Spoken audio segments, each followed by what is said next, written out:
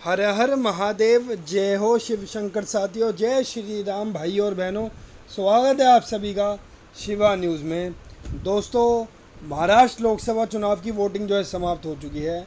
महाराष्ट्र के अंदर पाँचवें चरण समाप्त होने के बाद महाराष्ट्र की 48 लोकसभा सीटों पे पूरी सीटों पे वोट पड़ चुके हैं। दोस्तों, महाराष्ट्र उत्तर प्रदेश के बाद सबसे बड़ा दूसरा राज्य है, यानी कि जिसने महाराष्ट्र में बढ़त बना ली, यानी कि सबसे ज़्यादा लोकसभा सीटें जीत ली, उसकी ज़्यादा संभावनाएं बन जाती है केंद्र के अंदर सरकार बनाने की। तो महाराष्ट्र काफ़ी अहम राज्य जो है साबित होता है केंद्र के अंदर सरकार बनाने को लेकर।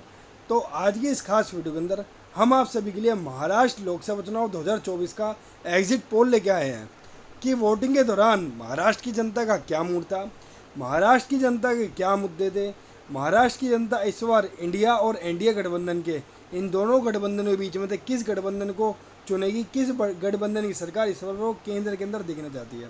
महाराष्ट्र की 48 लोकसभा सीटों में से सबसे ज़्यादा लोकसभा सीटें कौन सा गठबंधन जीतेगा, इन सब बातों के बारे में विस्तार से जानेंगे। तो जल्दी से शुरू करते हैं अपनी इस खास वीडियो को।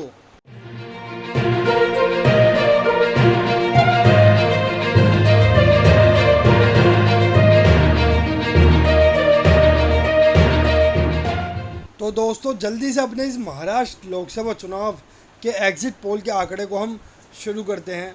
साथियों, इस वीडियो के अंदर हम आप सभी को एग्जिट पोल के आंकड़े बताने वाले हैं। सबसे पहले इस वीडियो में हम आप सबको वोट प्रतिशत बताएंगे कि किस पार्टी को या किस गठबंधन के खाते में कितने वोट इस बार जा सकते हैं। फिर बाद में हम आप सभी को बताएंगे सीटें। तो आइए, सबसे पहले हम सब लोग जानते हैं वोट प्रतिशत।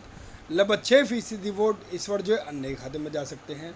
लगभग 42% वोट इस बार एनडीए गठबंधन यानी कि भारतीय जनता पार्टी की अगुवाई वाले एनडीए को इस बार महाराष्ट्र लोकसभा चुनाव 2024 के अंदर मिल सकते हैं, जो कि एग्जिट पोल के आंकड़ों के हिसाब से हम आपको पूरा डाटा बता रहे हैं।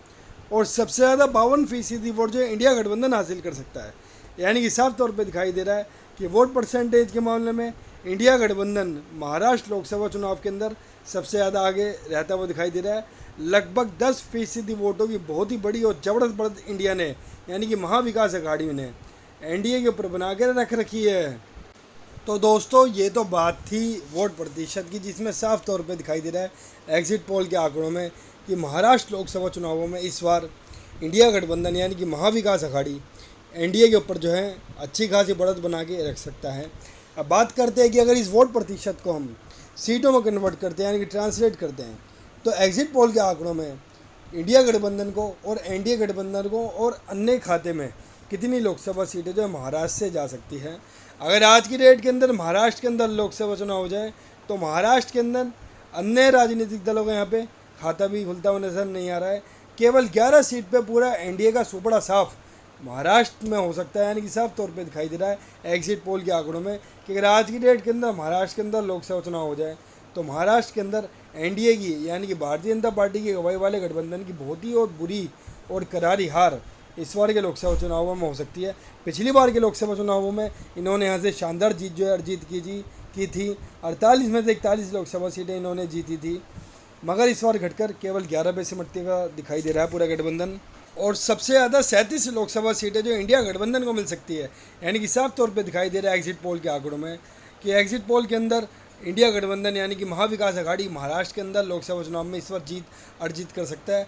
48 में से सबसे ज़्यादा 37 लोकसभा सीटें कांग्रेस, शिवसेना उद्धव ठाकरे जी की और शरद पवार जी की एनसीपी को साफ तौर पे मिलती दिखाई दे रही है, यानी कि साफ तौर पे दिखाई दे रहा है कि अगर आज की तारीख में महाराष्ट्र के अंदर लोकसभा चुनाव हो जाए तो महाराष्ट्र के अंदर इंडिया गठबंधन की एक तरफा लहर चलती हुई दिखाई दे रही है। महाराष्ट्र की जनता इस बार केंद्र के अंदर बदलाव लाना चाहती है। महाराष्ट्र की जनता और पूरे देश की जनता इस बार राहुल गांधी जी को प्रधानमंत्री के रूप में देखना चाहती है।